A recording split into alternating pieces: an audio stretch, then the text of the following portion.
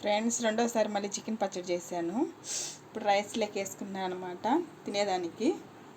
ఈసారి అయితే పర్ఫెక్ట్గా వచ్చింది ఫ్రెండ్స్. చూడాలి, ఉప్పు అన్నీ కరెక్ట్గా సరిపోయాయో చూడాలి.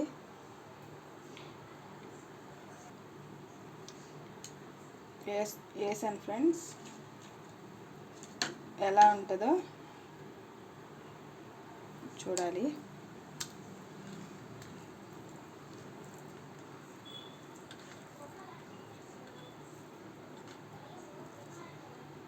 ముక్క చూసారా, బాగా ఫ్రై అయింది.